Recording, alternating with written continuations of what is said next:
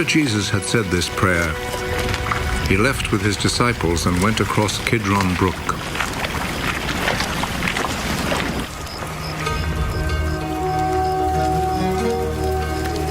There was a garden in that place, and Jesus and his disciples went in.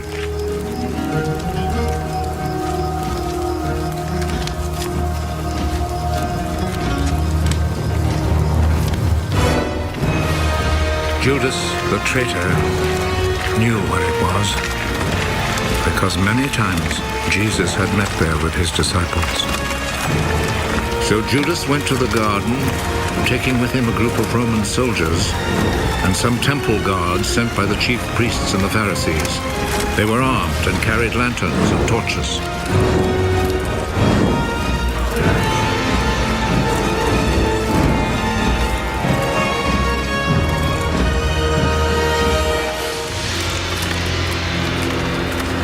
Jesus knew everything that was going to happen to him, so he stepped forward and asked them, "Who is it you are looking for?" Jesus of Nazareth. Judas the traitor was standing there with them when Jesus said to them, "I am he." They moved back and fell to the ground.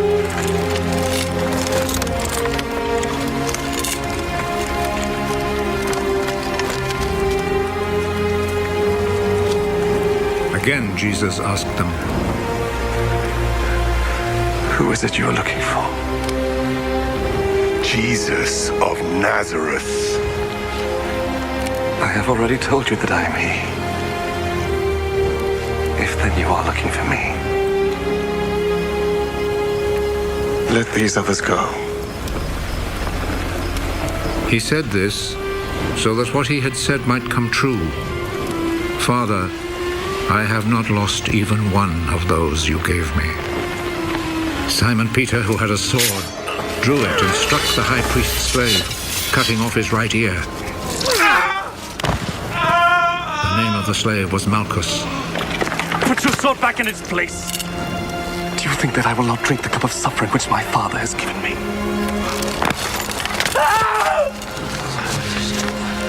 Then the Roman soldiers, with their commanding officer and the Jewish guards, arrested Jesus, tied him up,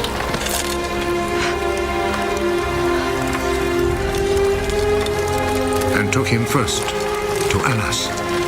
He was the father-in-law of Caiaphas, who was high priest that year.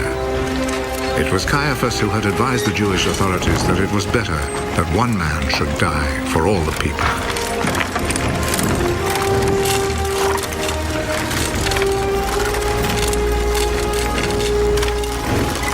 Simon Peter and another disciple followed Jesus.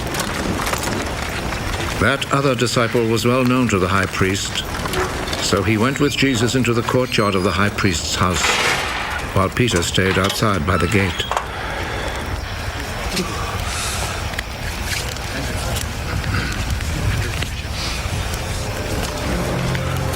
Then the other disciple went back out, spoke to the girl at the gate, and brought Peter inside. Aren't you also one of the disciples of that man? No, I'm not.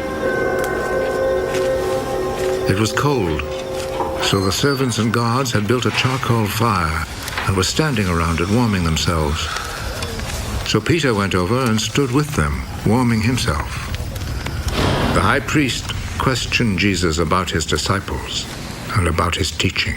Jesus answered, I have always spoken publicly to everyone. All my teaching was done in the synagogues and in the temple where all the people come together. I have never said anything in secret. Why then do you question me?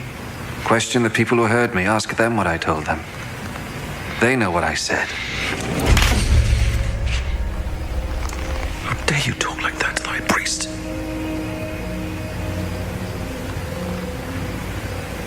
If I have said anything wrong, tell everyone here what it was. But if I am right in what I have said,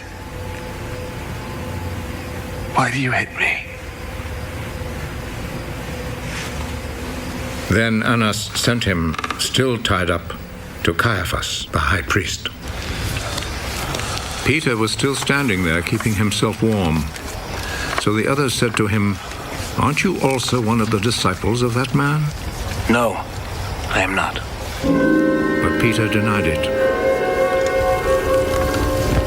One of the high priest's slaves, a relative of the man whose ear Peter had cut off, spoke up. Didn't I see you with him in the garden? No. And at once, a rooster crowed.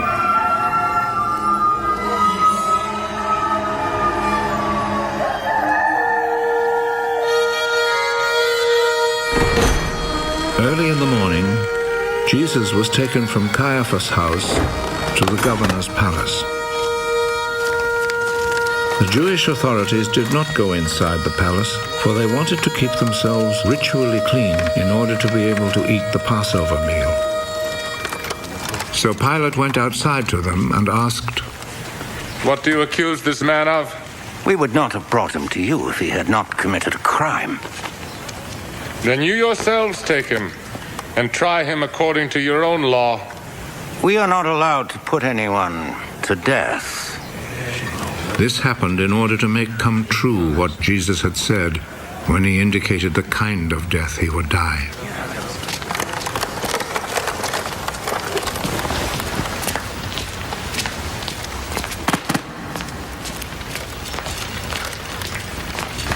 Pilate went back into the palace and called Jesus.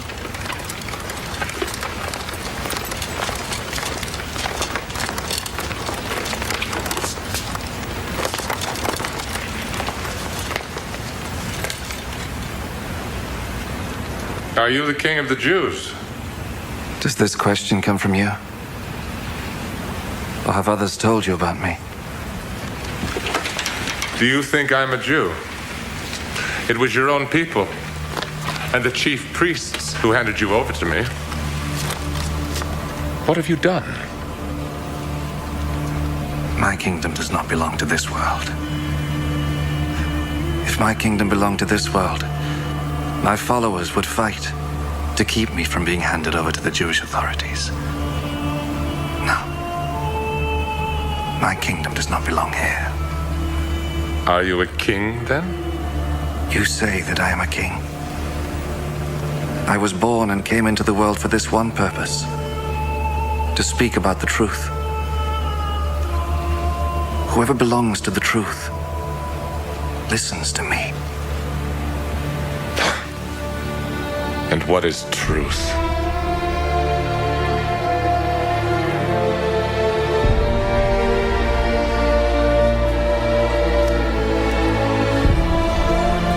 Then Pilate went back outside to the people and said to them, I cannot find any reason to condemn him, but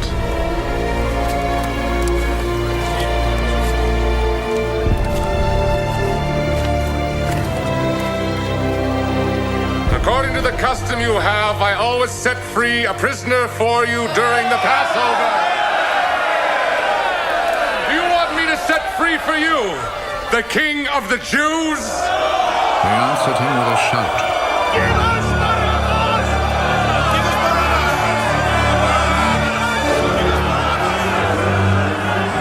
Barabbas was a bandit.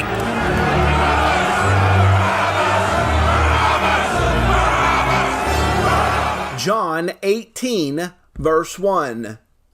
When Jesus had spoken these words, he went out with his disciples across the brook Kidron, where there was a garden, which he and his disciples entered. Now Judas, who betrayed him, also knew the place, for Jesus often met there with his disciples. So Judas, having procured a band of soldiers and some officers from the chief priests and the Pharisees, went there with lanterns and torches and weapons. Then Jesus, knowing all that would happen to him, came forward and said to them, Whom do you seek? They answered him, Jesus of Nazareth. Jesus said to them, I am he. Judas, who betrayed him, was standing with them. When Jesus said to them, I am he, they drew back and fell to the ground. So he asked them again, Whom do you seek? And they said, Jesus of Nazareth. Jesus answered, I told you that I am he. So if you seek me, let these men go. This was to fulfill the word that he had spoken. Of those whom you gave me, I have lost not one.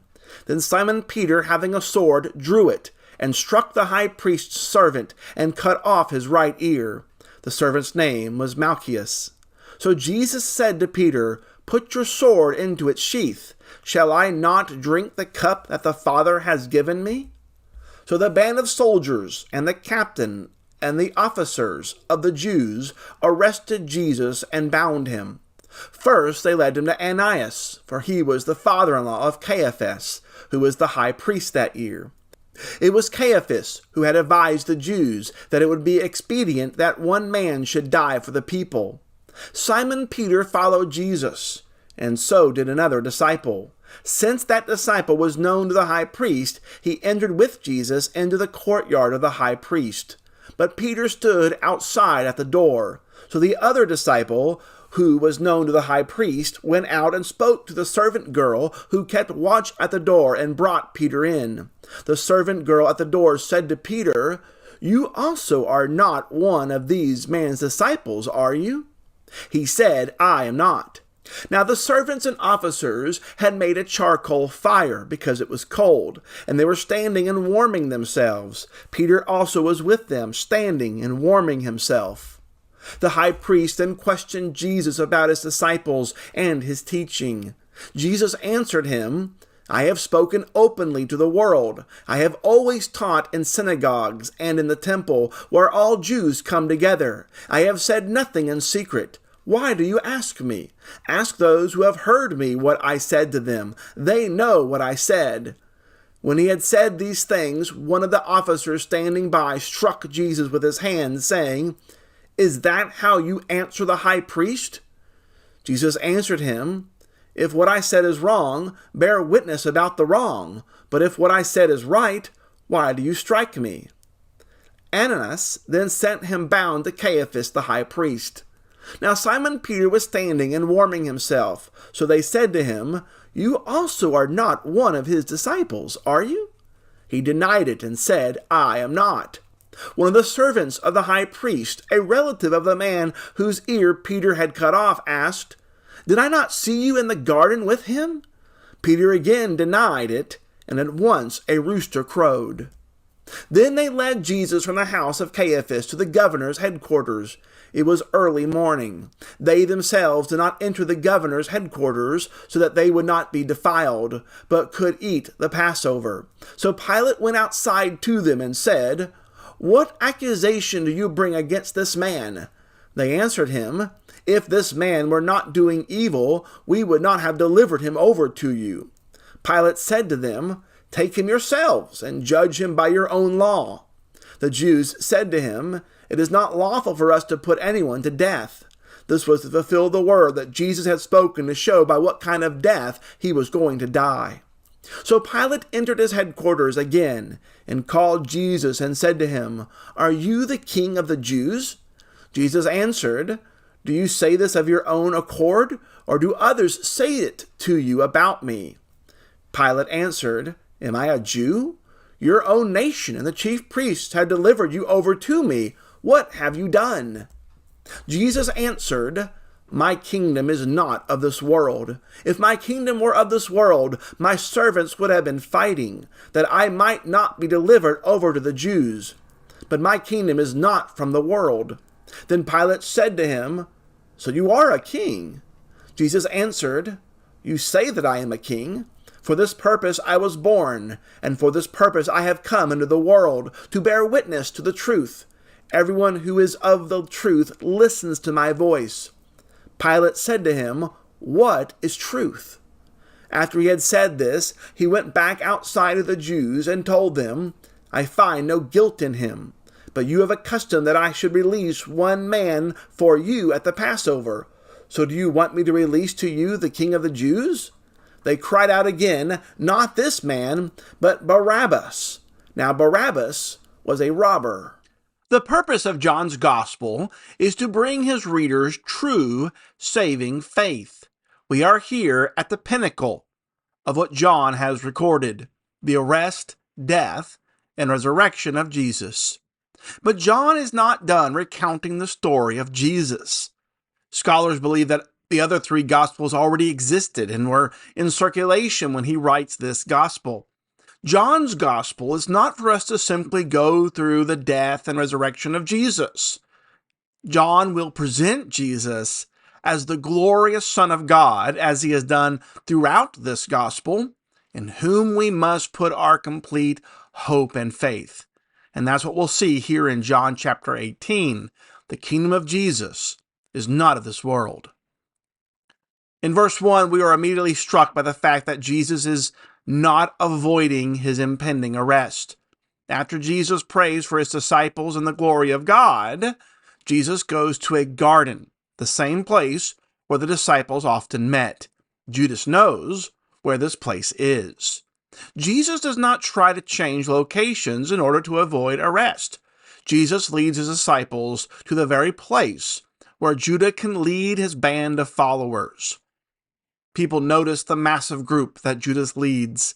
He has a band of soldiers, some officers from the chief priests and the Pharisees. Verse 3, John describes the massive group that Judas leads. He has a band of soldiers, some officers from the chief priests and the Pharisees. Notice as well they carry lanterns, torches, and weapons. This looks like a lynch mob, and it is quite a number of people coming for Jesus. It is an amazing picture to see this huge band of people with torches and weapons coming to arrest a peaceful, preaching, miracle worker. Verse 4 is the key here. Jesus, knowing all that would happen to him. Nothing here is a surprise to Jesus. Jesus has divine foreknowledge of what will take place. Nothing is out of his control. Remember what Jesus has been telling his disciples. In John chapter 10, he told his disciples, beginning in verse 17, "For this reason the Father loves me, because I lay down my life that I may take it up again. No one takes it from me, but I lay it down of my own accord. I have authority to lay it down, and I have authority to take it up again. This charge I have received from my Father." In John 12, in verse 27, "Now is my soul troubled, and what shall I say? Father, save me from this hour? But for this purpose I have come to this hour." The apostles as well preached this truth. We haven't got there yet, but in Acts chapter 2 and in verse 23, we read, in that first gospel sermon that Peter preaches, "This Jesus, delivered up according to the definite plan and foreknowledge of God, you crucified and killed by the hands of lawless men." To show that he has power over this situation, notice what happens next in John chapter 18. Verse 4, Jesus comes forward and asks, "Whom do you seek?" Well, they answer him, "Jesus of Nazareth." Notice Jesus' response. "Jesus of Nazareth? I thought he was around here somewhere. Maybe I'll check over the other garden, over the hill over there. He might be over there." No, doesn't do that at all. Jesus responds, "I am he." And when he said that, they drew back and fell to the ground. Verse 6. At Jesus' word, all of this could end. He could have put them to the ground, kept them on the ground, and walked away at this moment by his very word. Jesus is the great I am, the name of God given in Exodus 3 and verse 14. Well, Jesus asks again, verse 7, "Who do you seek?" Amazingly, they did not change their answer. This is the hardness of sin that affects our hearts. They are not moved by the power that was displayed in the very words of Jesus. Instead, they say they're looking for Jesus. In this dark moment, Jesus' concern is for his disciples. Notice what Jesus says in verse 8. "I told you that I am he. So, if you seek me, let these men go." Verse 9 reminds us that this would fulfill the words that he spoke to them, that Not one of them would be lost. We saw that in John 17 and verse 12 as Jesus prayed to God the Father. But Peter, verse 10, is unwilling to yield at this moment. Peter draws his sword and strikes the high priest's servant, cutting off his ear. Jesus is not going to resist at this moment. He is submitting to the will of the Father. Peter's response is, well, it's absurd for two reasons. First, look who Peter is up against. This is a huge crowd of people carrying torches and weapons. On a physical level, there's no way that these 11 disciples are going to win in combat against a band of soldiers and officers.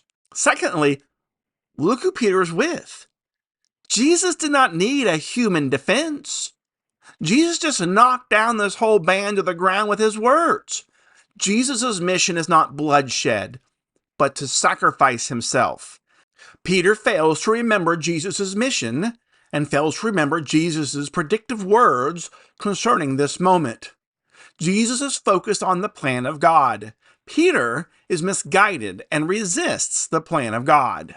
With this, verse 12, Jesus, the divine Son of God, allows himself to be bound and arrested. We see Jesus completely yielding to the plan of God as Peter fights the plan of God. Jesus is first led to Annas, who is the rightful high priest.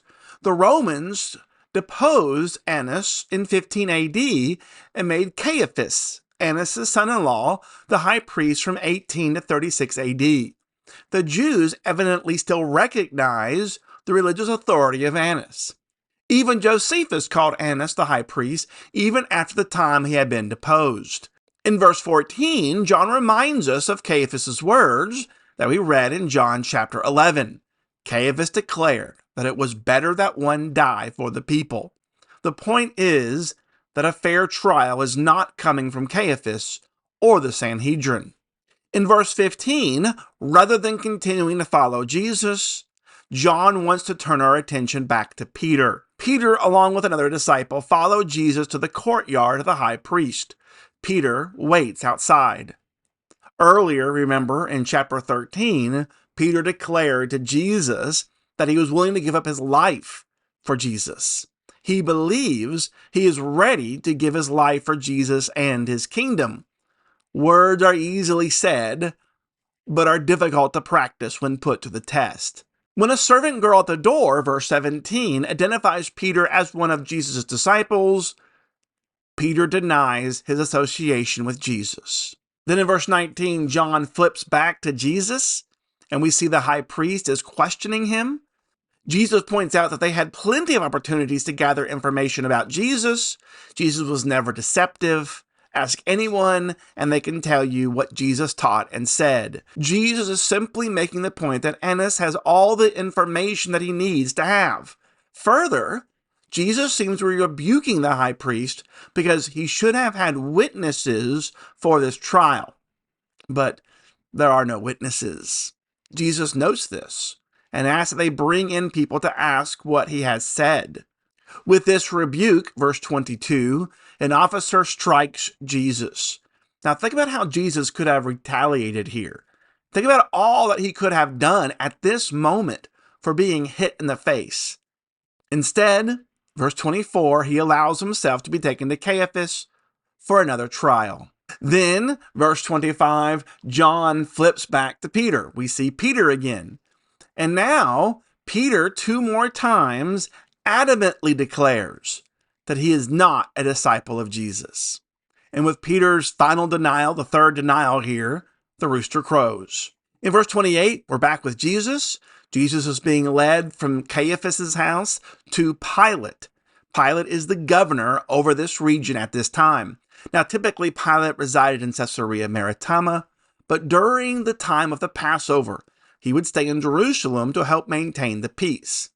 Notice the irony of verse 28. They would not enter the governor's quarters because they did not want to become defiled and not able to eat the Passover. They are concerned about not being defiled by entering into a Gentile's home. But they're not concerned at all that they are about to commit murder against an innocent person. Pilate comes out to them and asks what the charge is against this man. Listen to their response in verse 30. They answer him, verse 30, "If this man were not doing evil, we would not have delivered him over to you." You gotta love that. They did not have a charge to give Pilate. But think about what they have said. They simply said, he's doing evil, doing bad things. Of all the people this could be said about, they have the one person in all of history that no one could ever say that about. Pilate does not care about their problem. It is evident that the Jewish leaders do not have a serious accusation and tell them to judge him according to their own laws. But the Jews respond that it's not lawful for them to put anyone to death. Now that's an interesting statement. The death penalty was, in fact, in the hands of the Romans. But there is much more to this statement. During the time of King Herod, the Jews were allowed to handle most of their criminal cases, particularly regarding their own law, which is what Pilate will say when we get to John chapter 19. We know the Jewish leaders had the power to judge according to their own law. They will stone Stephen in Acts chapter 8. They will threaten death to the apostles. They will persecute Christians. We'll see all of that in the book of Acts. Even if one were to argue that the Jewish leaders could not give the death penalty, which history and the scriptures show that they could, Pilate just gave them authority to deal with Jesus how they wish. Why don't the Jewish leaders take Jesus and stone him? The only answer is that they did not want to be responsible for his death. This is why they arrested him at night, rather in the day before the eyes of everyone. They knew the popularity of Jesus. Just a couple of days ago, Jesus came into the city in that triumphal procession. So they knew the popularity of Jesus and did not want to lose their influence with the people. So they want Jesus' death to be at the hands of the Romans, not themselves. This is why the Jewish leaders will continue to push Pilate to execute Jesus throughout the trial. But notice verse 32. This is still all within the predetermined plan of God. He was going to die on a tree, Roman punishment, not stoning, which is Jewish punishment. Pilate takes Jesus, verse 33, brings him into his headquarters, and he asks Jesus if he is the king of the Jews. Jesus' response is tremendous. Jesus, in typical fashion, asks a question to Pilate's question. Do you legitimately want to know, or are you just accepting the Jewish charge against me? Pilate's response is, he doesn't care about the affairs of the Jews, verse 35. Pilate is not rubber stamping the Jewish hostility. So he asks, what have you done? Jesus tells Pilate that he is not a political concern as the Romans would think he would be. What Jesus says is the theme of this chapter. My kingdom is not of this world. Jesus further responds after Pilate asks again, so are you a king? Jesus is the king whose purpose is to testify to the truth. The voice of Jesus is the truth. Those who listen to Jesus belong to the truth and belong to this kingdom. Now, Pilate sees this as an unproductive discussion. And thus also has been the repeated theme of John's gospel. People failing to understand and believe. Pilate stays with a surface knowledge of Jesus and does not dig deeper to learn about Jesus and the truth that he speaks about. Before we conclude, let me go back to what Jesus said there, as I said, is the theme of chapter 18. Verse 36, my kingdom is not of this world. The easy, typical choice for people is to have their kingdom belong to this world. They put their hope in this world. Peter is more interested in preserving his life now than focusing on the plan of God and the kingdom that Jesus is inaugurating. It is so easy for us to live for today. It's so easy to live for this world. It is so easy to put our hope in this life. But who wants to dig deeper and learn the truth of Jesus? Who wants to live their lives for the eternal kingdom rather than for this broken, painful world? Jesus' kingdom is not of this world. Where is our kingdom? Where is our hope? Where is our joy? Denying Jesus is not merely stating that we're not a disciple of Jesus if someone asks us. Denying Jesus is living for this realm rather than for his kingdom. Denying Jesus is putting our hope in this life. Denying Jesus is following our plans rather than the plans of God. This is what John is painting in the life of Peter and Pilate. They are following their own plans and saving their own lives. They are not submitting to the plans and purposes of God. The question, though, for us is, are we? Where is our kingdom? With Jesus or of this world? I hope you'll give that some thought.